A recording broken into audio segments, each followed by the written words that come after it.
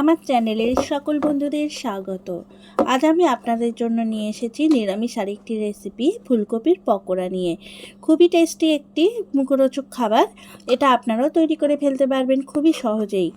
আর শীতের শেষে এইভাবে আপনারাও বানিয়ে ফেলুন। আমার এরকম সুন্দর সুন্দর ভিডিও পাওয়ার জন্য সাবস্ক্রাইব করে দিন আর পাশে থাকা বেল আইকন বাটনটি ক্লিক করে অল করে দিন। তাহলে আমার সমস্ত নিত্য নতুন ভিডিও সবার প্রথম আপনার ফোনে পৌঁছে যাবে। তাহলে চলুন পুরো ভিডিওটা দেখে নেওয়া যাক। ফুলকপির পকোড়া তৈরি করার জন্য সবার প্রথম ফুলকপিগুলো আমি এইভাবে ছোট ছোট করে কেটে নিয়েছি। এতগুলো হয়েছে ফুলকপি। আর ফুলকপিগুলো ডাঁটি থেকে এইভাবে বাদ দিয়ে দিয়েছি। ফুলকপির শুধু ফুলগুলোই নিয়েছি, ডাঁটিগুলো নিলে ভালো লাগবে না খেতে। তা খুব ভালো করে ধুয়ে নিতে হবে। ধুয়ে আমি জল ঝারিয়ে নিয়েছি। এবারে এখানে স্বাদ মতো নুন দিয়ে দিলাম, আর একটু নুন দিয়ে দিলাম, গোলমরিচের গুঁড়ো দিলাম, কাঁচা লঙ্কা বাটা দিলাম, আর একটু দিলাম, যেমন ঝাল খাবেন সেরকম দেবেন। ধনে পাতা কুচি দিয়ে দিলাম। আর এখানে সস দেব, কিন্তু পুরো নিরামিষ sauce, no onion no garlic লেখা আছে, সেরকম দেখেই সস ব্যবহার করবেন যারা নিরামিষ খাবেন অবশ্যই। এখানে সস দিয়ে দিচ্ছি, টমেটো সস। এতটা টমেটো সস দিয়ে দিলাম। আর চিলি সস দিয়ে দিচ্ছি, এই পরিমাণ চিলি সস দিয়ে দিলাম। এবার একটা চামচ দিয়ে এইভাবে ভালো করে মাখিয়ে নিতে হবে।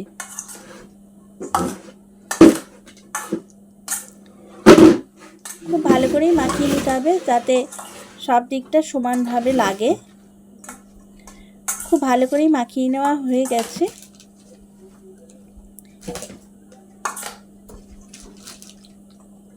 এবার এখানে আর কিছু অ্যাড করতে হবে।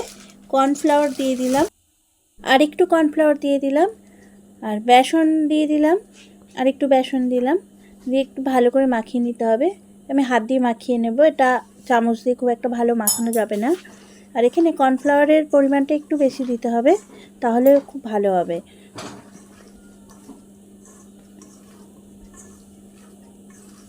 এবার হাত দিয়েই খুব ভালো করে মাখিয়ে নিচ্ছি। আর একটু কর্নফ্লাওয়ার দিতে হবে। দেখবেন, দেখলেই বোঝা যাবে যে ঝুড়ো ঝুড়ো হয়ে আছে, তার মানে আর একটু কর্নফ্লাওয়ার লাগবে। মানে আর একটু বেশি কর্নফ্লাওয়ার দিলে বুঝতে পারবেন যে গায়ে গায়ে লেগে যাবে, তখন বুঝতে পারবেন যে মাখানোটা একদম পারফেক্ট হয়েছে।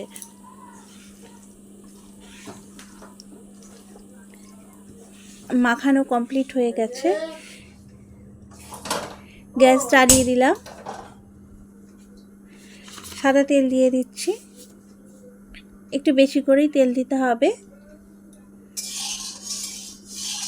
তেল গরম হয়ে গেছে, খুব বেশি হিট তেলে ছাড়বো না, একটু গরম হয়ে গেছে, মাঝে মাঝে গরম হবে, তখন আমি পকোড়াগুলো একটা একটা করে ছেড়ে দেব।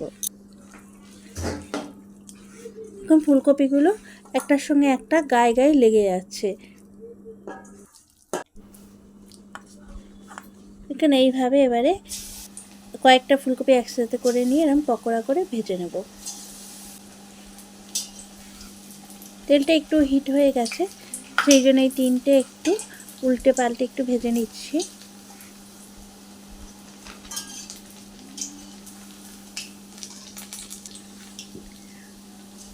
এবারে পাশে পাশেও বেশ কয়েকটা দিয়ে দিচ্ছি। এটা হয়ে গেছে, তুলে নিলাম।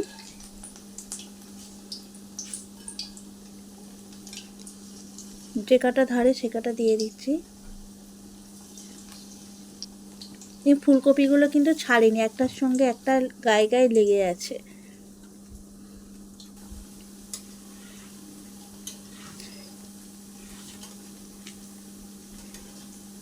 এই দুটো হয়ে গেছে, এই দুটো তুলে নিলাম।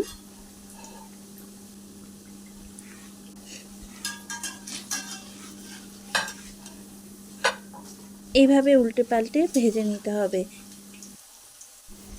গ্যাসের ফ্লেম কিন্তু মিডিয়ামে করে রেখেই আমি পকোড়াগুলো ভেজে নিচ্ছি। খুব বেশি হাই করে দিলে তাহলে পুড়ে যেতে পারে, সেই জন্য মিডিয়াম করে রেখেই ভাজতে হবে, তাহলে ভাজাটা খুব ভালো হবে। সব পকোড়াগুলোই উল্টে দিলাম, আর একটু ভেজে নিতে হবে।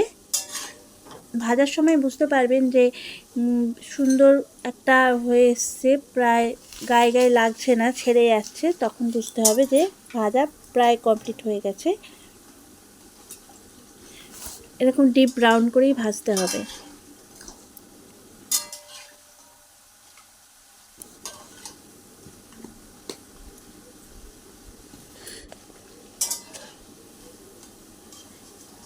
ভাজা হয়ে গেছে, এবারে তুলে নিচ্ছি।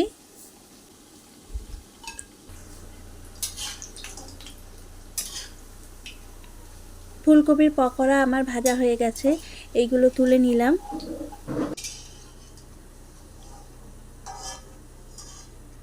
বাকি পকোড়াগুলো ভেজে তুলে নিলাম। খুব ভালো লাগবে, এইভাবে আপনারাও বানিয়ে খাবেন। আমার সমস্ত ফুলকপির পকোড়া তৈরি হয়ে গেছে। টমেটো সস বা কাসুন্দি দিয়ে খেতে খুব ভালো লাগবে গরম গরম। কতটা ক্রিস্পি হয়েছে আমি দেখাচ্ছি, আওয়াজ শুনেই বোঝা যাচ্ছে কতটা ক্রিস্পি হয়েছে। টিফিনের মুখরোচক খাবার হিসাবে তো খুবই ভালো লাগবে, আর শীতের শেষে অবশ্যই বানিয়ে ফেলুন। আওয়াজ শুনেই বোঝা যাচ্ছে কতটা সুন্দর ক্রিস্পি হয়েছে। একটু ভেঙে দেখাচ্ছি। ফুলকপিগুলো সব সিদ্ধ হয়ে গেছে। এইভাবে আপনারাও বানিয়ে খাবেন।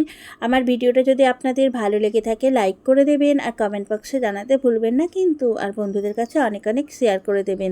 আজ তবে এই পর্যন্তই। পরবর্তী ভিডিওতে আবার অন্য কোনো রেসিপি নিয়ে আসবো। ধন্যবাদ।